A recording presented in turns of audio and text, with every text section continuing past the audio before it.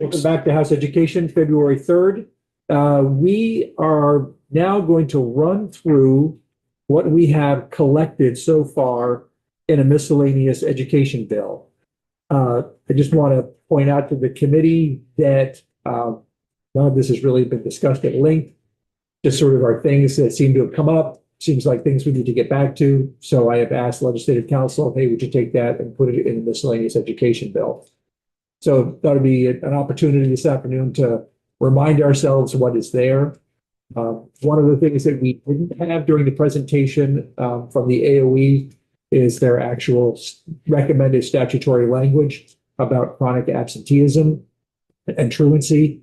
And so Legislative Council and AOE have worked together to provide us some of that language. It may still need to be refined a little bit more, but it's also an opportunity to go over that.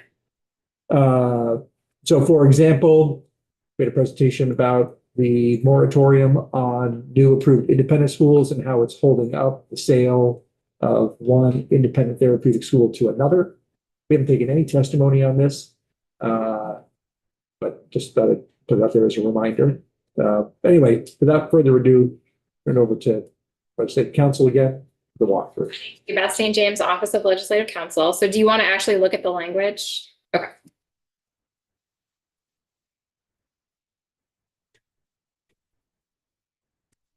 Okay, so we're looking at draft 2.1. You did not see draft 1.1. It just so happens that I added some things. So I made a new draft. So I think the statement of purpose is best to just orient us because it just has a nice list of everything that's in here. So the moratorium, the exemption to the moratorium on approval of new approved independent schools, the AOE language related to chronic absenteeism, Vermont adopting the interstate compact for education, or I should say readopting, and then adjusting the special education census grant. That's all I have in here at this point. Is that what you expected? Yes. Okay, good. So I haven't made any changes to the language related to the moratorium on approved independent schools. Do you want to spend any time here? Does anybody have any questions? This one was fairly simple, but any questions for Legislative Council before I ask questions of the committee? So no changes were made to the existing. There was one change in the lead-in language, the section title. I had not included originally a reference to language to this part right here. It just said, the bill is introduced, just said section 2023 action results number 78, and didn't include this reference to the budget that actually added this subsection B. So this language here, this reference here is new. Otherwise, the substance of the language has not changed at all.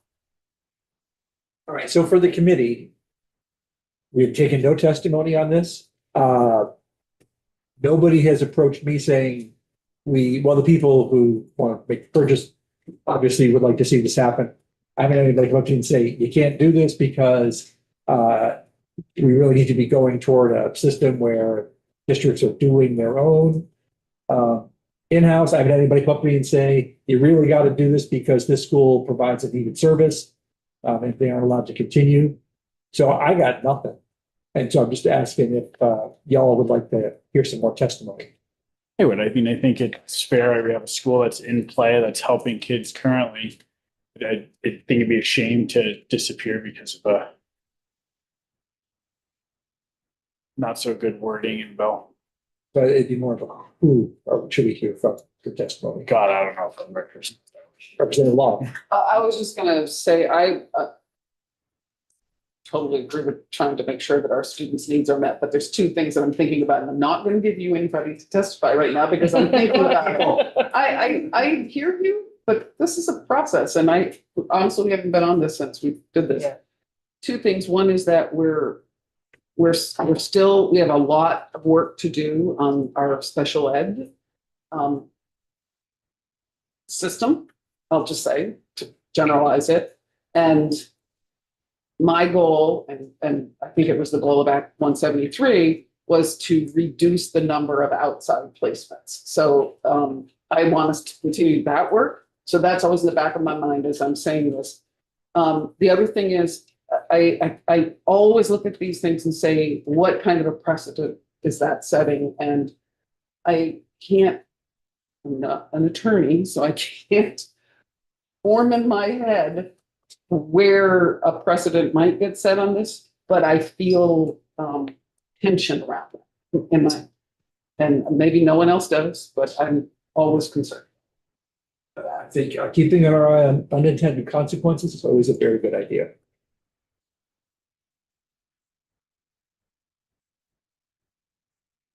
All right. So are you thinking in gathering your list of who might come in to testify, like some superintendents or like some directors of these therapeutic schools? Or I'm throwing it out to the committee. I mean, I think both of those categories, yes, and the more specific we can get with that, the better.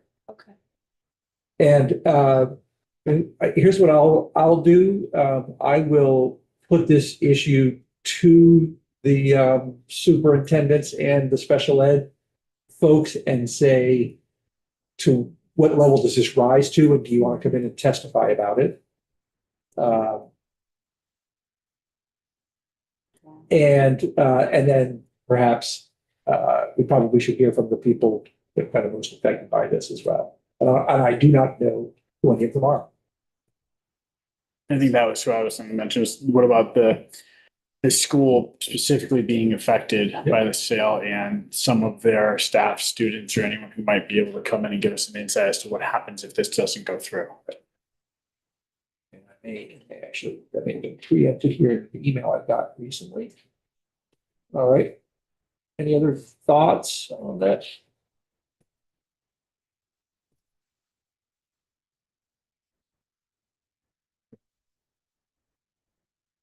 I'm going to say we'll maybe get some testimony specific to this, to the issue currently before us. And then maybe I'll put it out to the BSA and then the special ed state organization that I don't know what it's called. CSEA, Say it again? CSEA, Vermont Council of Special Education. They're coming in tomorrow morning They are. at our agenda unless they All right. All right, great. Great. Thank you. Want to move on? Okay. So section 2 is the chronic absenteeism language from AOE that you have not walked through yet. Do you want a full walkthrough now? There's really no easy way for me to summarize this because so much of it is dependent on definitions, and you want to walk through it? Okay. So this language proposes to add a new subchapter to chapter 25, which is your attendance and discipline chapter. This is where the cold has really affected my brain, I think. I'm shutting down. Using Sour Patch and you will shut. This is chapter 25. So you've got like legal residence. That's what I was looking for. Legal residence, assignment, your compulsory attendance subchapter, et cetera. So that's where we are in title 16. And so we are adding to subchapter 3, the compulsory attendance chapter. And we're starting with adding a definition section. So these would be definitions that are applicable to this entire chapter. Absence is defined as a student who is for at least half the school day when the school is open, not physically on school grounds, or who is not receiving educational services or programming elsewhere pursuant to a program or plan approved by the district. Chronic absenteeism is defined as a student who is absent for any reason for 10% or more of a district's or approved independent schools' student attendance days within one school year, regardless of whether the absences are considered excused or unexcused. Excused absence means an absence that is approved by the superintendent or designee or the head of a school or designee for an approved independent school pursuant to section 1123 of this chapter, either before or after the dates of the student's absence. Excused absences shall include days of in or out of school suspension. Interrupt for a second. This leaves out then the category of recognized schools, Correct. okay, as well as private pre-K. Yes. Parent or guardian the terms parent or guardian will have their ordinary meanings, provided, however, that they shall also mean a student in the following situations. The student has reached the age of majority. I'm on page 4 now. The student is an independent student, as that term is defined under subsection 1075H of this chapter. Or the student qualifies as an unaccompanied youth under the McKinney-Vento Homeless Assistance Act. Truancy, I'm on line 5, page 4, means a student who accumulates 20 or more unexcused absences either within the same school year or within districts or approved independent schools last 175 consecutive student attendance days, regardless of whether the absences were within the same school year. So you've got the same school year, or you've got 175 consecutive days, which could be 2 school years, straddled 2 school years. Unexcused absence means any. Interrupt again, if you don't mind. By the fact that these are all underlined, these are Brand new. brand new definitions that Correct. heretofore didn't exist Correct. previously. Correct. Unexcused absence means any student absence that does not fit one of the categories of excused absences.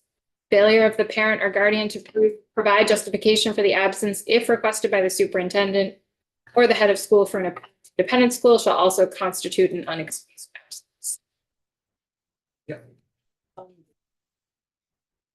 Maybe I missed it here. I am listening and I am reading and maybe I'm missing it still, but chronic illness, We'll get there. Okay. These are just the That's all. definitions, so. What was your question? chronic illness. Got it. And I don't mean, what I'm literally asking not just someone who has a chronic Yep. illness, but someone who may have a temporary chronic illness. Yeah, so if we go back to page 3, line 14, the third definition, excused absence, is an absence approved by the superintendent designee Yeah. pursuant to section 1123. That's where all the list of what can be excused will come in. Thanks. Thank you. Okay, so that was all new. We're adding definitions. Now we're going to get into amending current law. We're in the same subchapter. So we're going to amend attendance by children of school age required, section 1121. Again, we haven't had a ton of walkthroughs this year. Anything that's struck is current law that this bill is proposing to get rid of. Anything that's underlined is new law, is new language, and any language that is not neither struck nor underlined is current law that we are proposing to keep. So section 1121 would read the parent or guardian instead of a person having the control of. So the parent or guardian of a child between 6 and 16 years of age shall cause the child to attend a public school, an approved or recognized independent school, an approved education program, or a home study program for the full number of days for which that school is held. This is your compulsory attendance law. Unless, so you have to, the kid between 6 and 16, they have to be in one of those educational programs unless the child, per medical recommendation, is mentally or physically unable to do so, has completed the 10th grade, is excused by the superintendent or designee or the head of school for an approved independent school or designee as provided in this chapter, or is already enrolled in a post-secondary school, which is also important for the early college program if you keep it.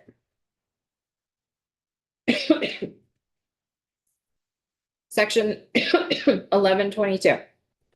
The parent or guardian of a child who is under 6 years of age or over 16 years of age, so on either side of that compulsory attendance law, who enrolls the child in grades kindergarten through grade 12 in a public school or approved independent school shall ensure that the child attends the school continually for the full number of school days for the term in which the child is enrolled. So if you're gonna put your kid in school, you gotta make sure they actually go. That's what this is saying essentially. In the case of such enrollment, I gotta interrupt again. So if we go back up to page 4, and the attendance law, it does talk about all of the various enrollments that would qualify somebody to be not truant or why was recognized or education program and all that dropped as we start moving through page 5? that would be a policy question for the agency. Okay, I didn't know if that came up at all in your discussions with them. So we are on page 5, line 16. In the case of such enrollment, and such enrollment in this particular statute is enrollment of a child on either side of the compulsory attendance age.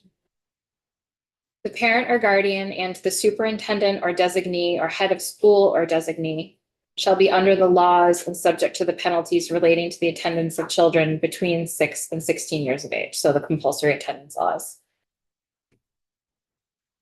Okay, page 6, line 1, section 1123, school absence may be excused. Here is the list of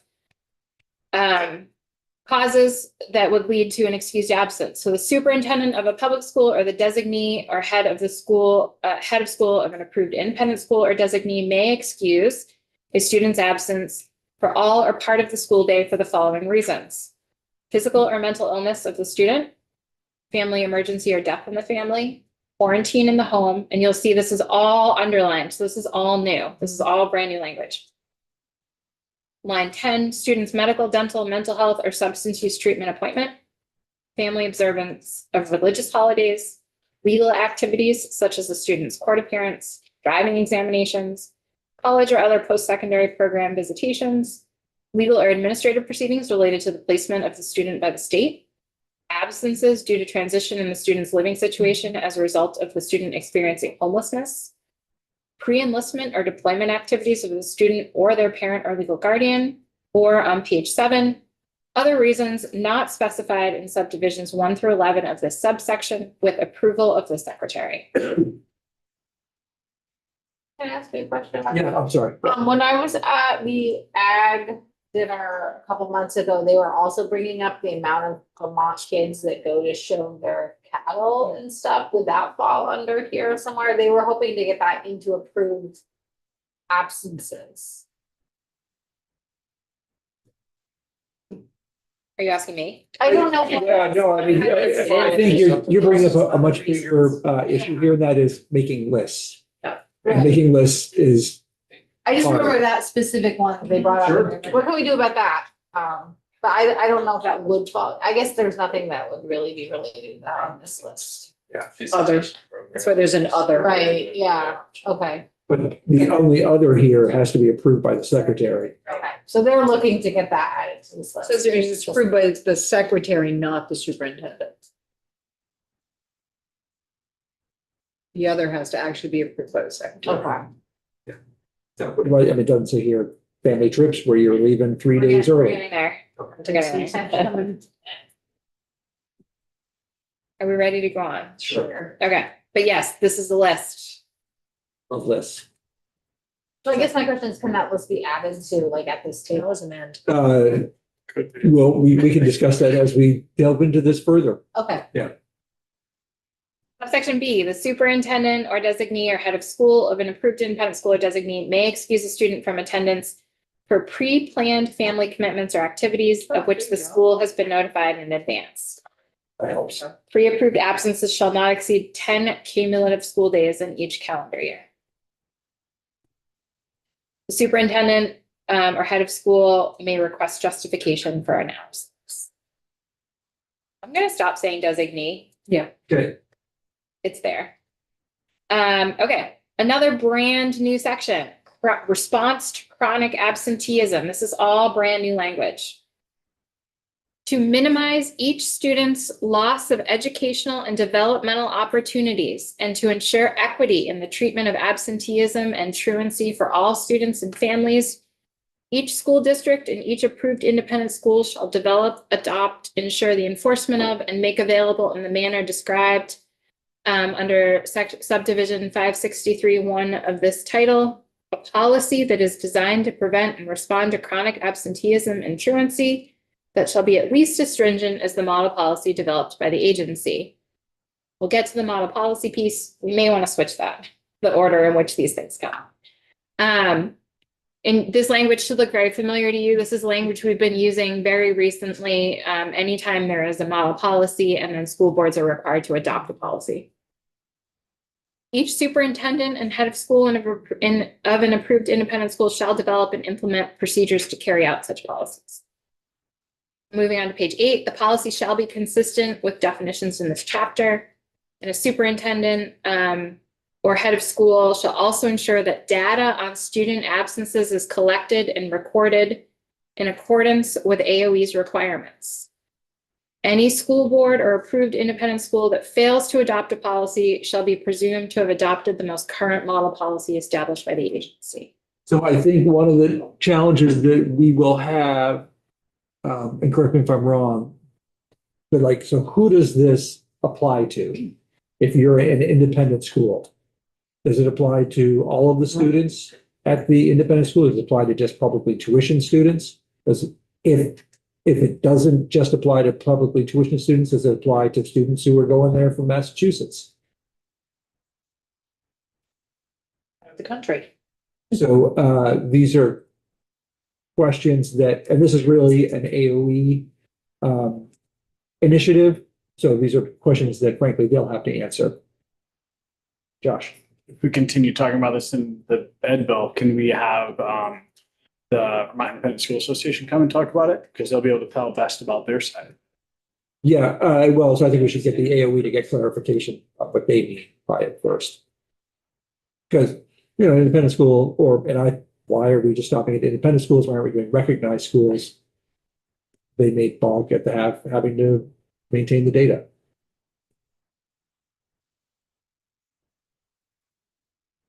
Page 8, line 7, subsection B, this is where AOE is required to adopt the model policy. So AOE is required to develop and review at least annually a model policy on the prevention of chronic absenteeism and truancy. It has to include a template for documentation of actions taken according to the policy to address the absence. And that document shall constitute the truancy reporting protocol. Each supervisory union, supervisory district, or approved independent schools policy shall meet or exceed requirements specified in the agency's model policy. I actually don't think you need this last line because you have on lines 4 through 6. Well, not 4 through 6, but we require at least as stringent as the model policy developed by AOE on line 19 on page 7. So I'm just editing as I go. Okay, these three, so that's the whole statute. These 3 asterisks mean not that there is anything more to that statute, but just that there are statutes in this subchapter that we're not amending. So the next statute that we're going to amend is section 1126, failure to attend. When a student between 6 and 16 years of age who is not exempted from school attendance by one of the authorized individuals in accordance with section 1121 of this chapter fails to enter school at the beginning of the academic year or, being enrolled, accumulates 20 or more unexcused absences within either the same school year or within the last 175 consecutive students' attendance days. I'm on page 9 now. And when a student who is under 6 years of age or at least 16 years of age becomes enrolled in a public school and accumulates 20 or more unexcused absences either within the same school year or within the last 175 consecutive student attendance days, the principal is required to notify the superintendent. Then we've got new language. For Vermont residents, students, the head of school of an approved independent school or designee shall notify the superintendent of the student's district of residence. Upon review of the truancy reporting protocol, the superintendent shall, if warranted, notify the truant officer and centralized intake and emergency services of DCF Family Services Division. Section 1127, I'm on page 9, line 13, notice and complaint by truant officer penalty. The truant officer, upon receiving the notice and truancy reporting protocol, shall inquire into the cause of the non-attendance of this child. If the truant officer finds that the child's absences are not excusable, then the truant officer is required to give written notice to the parent or guardian, I'm on page 10, that they must comply with the obligations of section 1122 of this chapter. So making sure your kiddo is in school. Subsection B. I'm going to interrupt again, just, we keep referring 6 to 16. Does that mean that this doesn't apply to kids who are over 16? So you are no longer, you're not in 1127, right? You're in 1126, Okay, right? yeah, yes, Yeah. I can't remember where it was, but I just remember. Yeah, so on page 18, the section starts on line 15. So it contemplates both within the compulsory attendance ages and on either side of it. So when a student between 6 and 16 is not in school, and then if you go to page 9, line 1, when a student who is under 16 or at least 16 Okay. becomes enrolled, Yeah. then it's all encompassing. Yep. Okay, so we're on page 10, line 3, subsection B. So the proposal here is to strike current law and replace it with entirely new language that reads, if the parent or guardian continues to fail without legal excuse to cause a child to attend school as required by this chapter after receiving the written notice, the truant officer shall enter a complaint to the state's attorneys of the count and shall provide a statement of the evidence and truancy reporting protocol upon which the complaint is based. Subsection C, the state's attorney shall take legal action with respect to a parent or guardian who allows without legal cause for a child to continue to accumulate unexcused absences after contact by a truant officer. In a prosecution, the complaint, information, or indictment shall be deemed sufficient if it states that the parent or guardian, and then you specify if the applicable person is a parent or guardian and name the person of the child. Then you name the child. Elects to send the child to a public school or an approved or recognized independent school or a home study program as required by law. So interrupting, I know it's recognized school is back in again, even though it's not.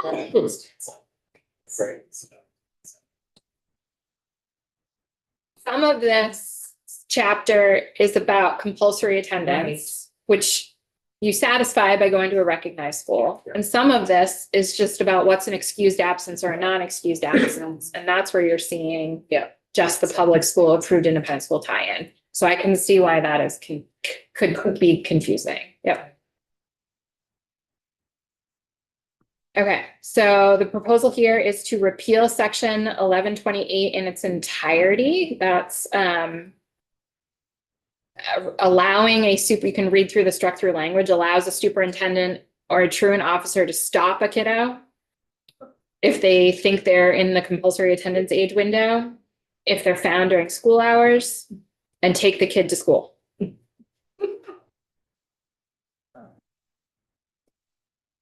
So we're going to repeal that. Ne'er-do-wells hanging on the street corner. Section 1129, jurisdiction of non-residents. The superintendent of a school in which a non-resident pupil is enrolled. This is just conforming amendments. We're getting rid of person having control of the pupil and replacing parent or guardian.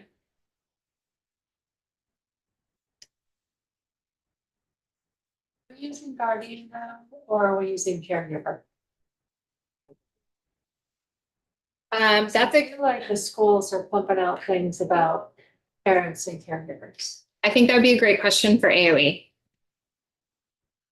But we need to conform to the current language used in statutes. So it might be illegal to Right. guard. Well, you have created a new definition and this language proposes a new definition of parent or guardian. So you can, whatever you decide will make the conforming amendments, but I think that's a good question for AOE, for boots on the ground. Section 3. We're out of that subchapter, so we're in a new section of the bill, and it's an amendment to suspension or expulsion of students. And it's, the whole statute remains the same, we're just adding new law. Subsection E would read, a public school or an approved independent school shall provide access to alternative education such as tutoring, instructional materials, and assignments to a student during any period of suspension of 3 or more days. A public school or an approved independent school may provide access to alternative education to a student who has been expelled, except that the school shall provide educational access to the extent otherwise required by law. Section 4 requires AOE to adopt and publish that model policy on or before July 1st, 2027, and then requires school boards and the governing bodies of independent schools to adopt and implement a chronic absenteeism policy on or before the following July 1, 2028. And then section 1076 of section 16, penalties for essentially not complying with the truancy law is repealed. And if you want to look at that, we can. I don't know what it is. I don't know what the penalty is off the top of my head, but we can look at that if you like. And that is it for the chronic absenteeism language. Okay, further questions? Could we ask you to communicate with AOE about sort of those questions that I brought up as to who does this cover and who doesn't this cover? And is that an inadvertent error or by design? So students at recognized schools. When you say who does this cover, what does Okay, this the mean? part about chronic absenteeism, Okay, any area where it only says approved independent schools and public schools, why are we not covering all Vermont students okay, attending, enrolled in a school, okay. any kind? 2, who does it cover within those recognized and independent schools?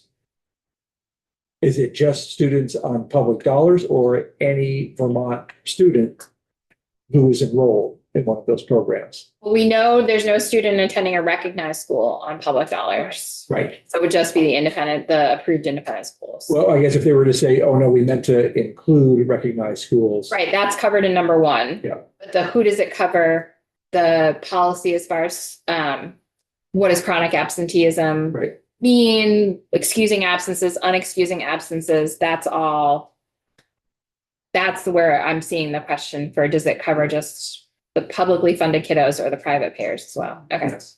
And if if it's meant to include everybody, Hmm. then why aren't we saying recognized schools? Hmm. And what about those students who may be attending from not Vermont? I will certainly reach out. Do you want the report back to come through me, or do you want me to give them a heads up that you would be eliciting testimony related to these questions? I think, why don't we cross that bridge a little later? I'd like to, you and I can talk about whatever information you get back and see if it's a simple fix or not. Okay. Any other questions?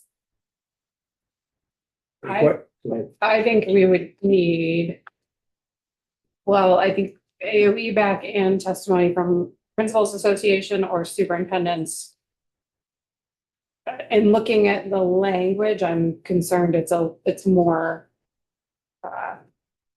it's a bigger change or more new work and thought based on the presentation. And so I have quite a few questions and just want to be careful about anything new or different that we're piling on in this current environment. And it feels like this is that. And then there's legal parts that feel way out of my lane, but some of the state's attorney actions and understanding how those differ from current practice is also. I'm not sure if this is a nothing burger or not. I feel Right. a little No. bit less like it is now that I've read it. I would say, that we wouldn't proceed further without getting some feedback from the Yeah. field, which is doesn't the best to have to worry about. but we will. Right, that's what the committee say, but there's more to it than I anticipate.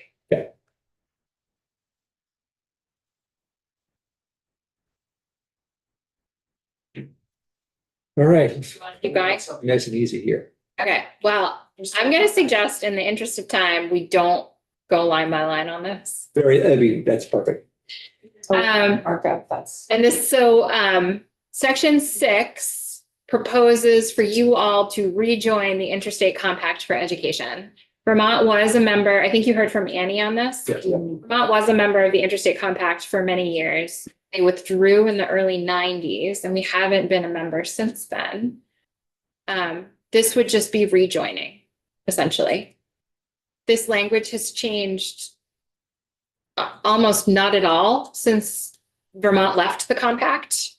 And since your committee doesn't look at compacts that often, what I had hoped to do before we walked through this language was just essentially do a section by section summary. So we didn't have to walk through the language, but I didn't have time to do that today. We can also, I'd be happy to delay discussion. Yep, I think that would be great. Okay. All right. So that it's just a little friendlier to digest. Rob and Beth, Yes. as our liaisons to the Appropriations Committee, would you make sure that this, I have been told by AOE that the funding for the Education Commission of the State's compact is included in their budget. Could you either verify that through seeing it in the budget?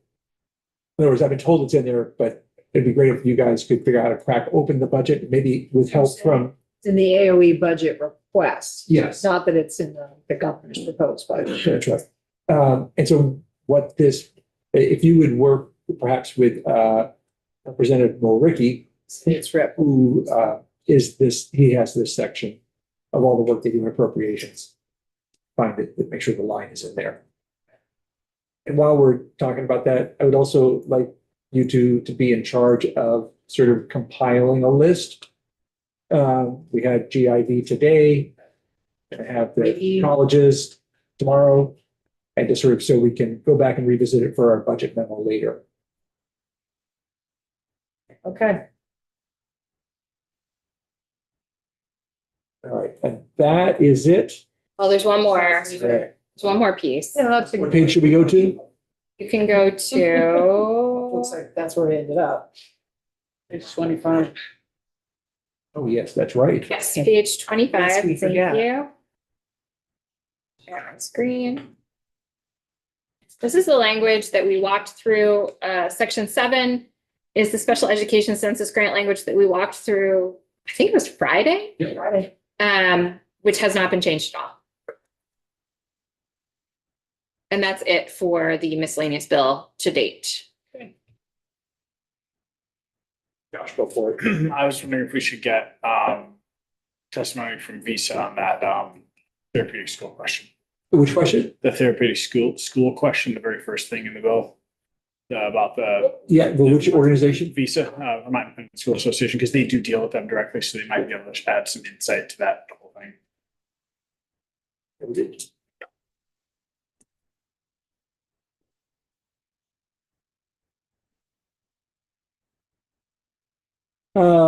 Okay, so that's where this stands today. Obviously, kind of the meat potatoes of this is the chronic absenteeism language, which perhaps should be a bill in and of itself. Which would make it, at this point, have to be a committee bill. So if the committee thinks that's a good idea, I'll ask legislative council to pull that out and make it a committee bill. Only as a way of, it being easier for us to divide and conquer. Meaning, so it wouldn't muddy the miscellaneous said Exactly. when it goes across the other side. Yeah.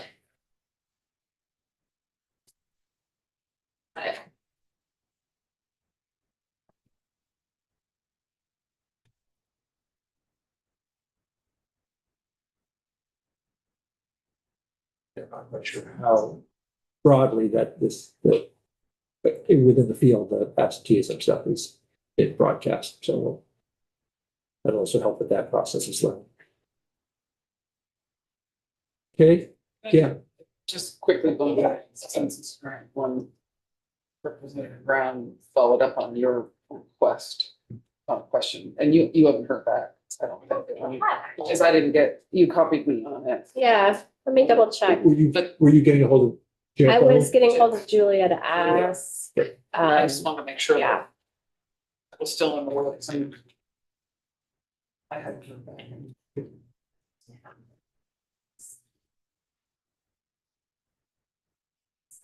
Yeah, I did send that email only on Friday. Okay, So, but I I, mean, I just wanted to make sure, because we talked about it last week, that it's in Yeah. process and Yeah. we need to wait on that. yeah, absolutely, perfect. All right, any other thoughts, comments, decisions? All right, thank you very, very much for spending so much time with us this afternoon.